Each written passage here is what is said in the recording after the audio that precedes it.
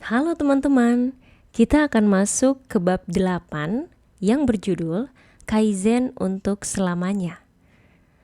Saat Anda mengalami kesuksesan dalam menerapkan Kaizen untuk tujuan yang jelas seperti penurunan berat badan atau kemajuan dalam karir, ingatlah untuk berpegang pada esensinya, keyakinan optimis pada potensi kita untuk perbaikan berkelanjutan. Saya harap saya telah meyakinkan Anda bahwa Kaizen adalah metode yang ampuh untuk mencapai tujuan yang jelas dan tidak bercabang, atau memperbaiki perilaku yang merepotkan. Keindahan dan tantangan Kaizen adalah bahwa metode ini membutuhkan keyakinan. Tidak harus keyakinan agama atau komitmen yang kaku dan tanpa berpikir, tetapi keyakinan pada kekuatan tubuh dan otak Anda untuk membawa Anda kemanapun Anda harus pergi. Dengan mengambil langkah-langkah sederhana, Anda mengatur kompas mental Anda ke arah yang baru, membiarkan pikiran Anda melakukan sisanya. Keyakinan ini seringkali berbentuk sikap lembut dan sabar dalam menghadapi tantangan. Tidak masalah apakah tantangan itu tampaknya tidak dapat diatasi atau membosankan. Jika Anda mengalami kesulitan untuk berkomitmen pada rencana peningkatan kesehatan yang ketat, mulailah dengan membersihkan 1 atau 2 gigi menggunakan benang gigi, atau mencuci tangan dengan hati-hati sebelum makan. Jika Anda ingin merasa lebih bahagia dan lebih damai, mulailah dengan mobil Anda. Berikan jarak dan perhatian kepada pengemudi lain yang ada di depan Anda. Jika Anda ingin memiliki lebih banyak cinta dalam hidup Anda, lakukan tindakan sederhana penuh kasih setiap kali kepada seorang teman, kenalan, atau orang asing. Jika keinginan Anda adalah untuk melepaskan potensi kreatif Anda, cobalah mengajukan pertanyaan baru tentang diri Anda setiap hari. Tunggulah jawaban-jawaban itu dengan antisipasi dan kepercayaan. Alih-alih secara agresif memaksakan diri Anda ke dalam mentalitas camp pelatihan tentang perubahan, berikan izin kepada pikiran Anda untuk membuat lompatan pada jadwalnya sendiri, pada waktunya sendiri. Meskipun Kaizen adalah kekuatan ampuh untuk kemajuan karir, penurunan berat badan, peningkatan kesehatan, dan tujuan lainnya, namun Kaizen jauh lebih mendalam dari sekedar alat untuk melewati garis akhir. Cobalah untuk melihat Kaizen sebagai proses yang tidak pernah dilakukan. Jangan dimasukkan ke dalam laci, dilupakan begitu tujuan Anda telah tercapai. Kaizen mengajak kita untuk melihat kehidupan sebagai kesempatan untuk perbaikan terus-menerus, untuk standar yang semakin tinggi dan potensi yang berkembang. Ketika Kaizen pertama kali diadopsi pada malam pertama ketika Amerika ikut terlibat dalam Perang Dunia II, tujuannya adalah untuk meningkatkan kualitas manufaktur. Pada saat itu di AS, manufaktur bukanlah industri yang hancur. Industri tersebut berhasil menghasilkan barang-barang berkualitas tinggi dengan kecepatan yang sangat luar biasa.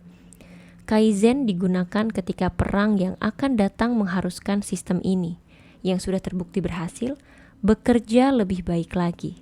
Sama seperti pelari maraton yang memecahkan rekor akan terus mencari cara untuk mengurangi 1 detik dari waktu terbaiknya. Anda dapat mencari strategi untuk terus mempertajam permainan hidup Anda. Jika Anda meluangkan waktu ekstra untuk menunjukkan kegembiraan tentang upaya artistik atau intelektual anak muda, Anda dapat membantu anak itu menemukan kegembiraan dalam mempelajarinya. Jika Anda menghabiskan 1 atau 2 menit setiap hari untuk menulis catatan yang baik untuk dimasukkan ke dalam tas kerja orang yang Anda cintai atau kotak makan siang anak, Anda dapat menyelamatkan diri Anda dari sakit hati yang muncul ketika hubungan Anda menjadi dingin karena kurangnya perhatian dan kasih sayang sehari-hari. Jika Anda ingin mempertahankan standar kesehatan fisik yang sudah tinggi, bersenang-senanglah dengan peluang kecil untuk naik 1 tangga lagi atau menghilangkan beberapa kalori dari junk food Anda lagi.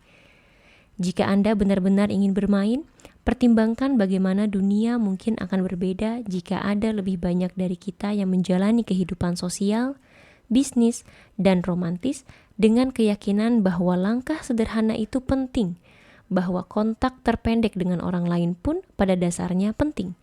Kaizen menawarkan kemungkinan bahwa melalui tindakan kebaikan kecil dan bahkan momen kecil belas kasih dan rasa ingin tahu, kita dapat mengubah diri kita sendiri dan pada akhirnya kemanusiaan. Kita dapat berfokus untuk bermurah hati dalam pikiran dan tindakan sehari-hari, sehingga tidak menimbun atau menyimpan kebaikan kita bukan untuk orang atau acara penting saja, tetapi kita bisa dengan bebas menggunakannya ketika anak-anak kita membuat kita marah atau ketika seorang karyawan pantas mendapatkan pujian sederhana. Kita dapat menghargai diri kita sendiri dengan mengambil langkah-langkah sederhana untuk meningkatkan kesehatan dan hubungan kita. Kita dapat menghormati orang lain dengan mengajukan pertanyaan-pertanyaan sederhana kepada mereka. Ini bukan hal yang mudah untuk dilakukan, dan hanya Anda yang dapat menentukan tempat kaizen di dunia Anda.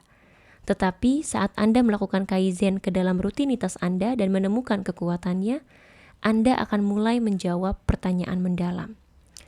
Tugas apa yang lebih penting dari hidup ini dibandingkan dengan mengeluarkan peluang-peluang di setiap momen?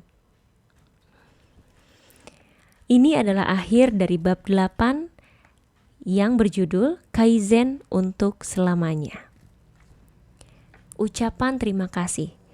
Perjalanan yang menghasilkan buku ini melibatkan kebijaksanaan, kebaikan, dan dukungan banyak orang. Gary Frost dan Dan Baker, PhD, yang memberi saya kehormatan menjadi pembicara di Canyon Ranch setiap bulan selama 4 tahun terakhir. Rosalind Siegel, yang mendengar saya bercerita tentang Kaizen di Canyon Ranch dan memelihara serta memberi arahan untuk proposal. Wendy Lipkind, yang berkolaborasi dengan Rosalind dan membawa buku ini ke Workman Publishing, dan editor saya, Jennifer Griffin, Richard Rosen, dan Erin Klabunde, yang memandu evolusi naskah ini. Ide-ide dalam buku ini berakar di dalam kelas bersama Dr. W. Edward Deming, yang pertama kali menyoroti konsep Kaizen bagi saya. Kata-kata dalam buku ini adalah pemberian dari Leigh Ann Hirschman, rekan penulis saya, yang humor dan bakatnya menjadi inspirasi bagi saya, dan yang membantu saya membawa kekuatan Kaizen ke dalam penulisan buku ini. Sepanjang perjalanan, cinta teman dan keluarga sangat berharga. Guru spiritual saya, Joe Zazu, membantu membimbing saya di setiap langkah.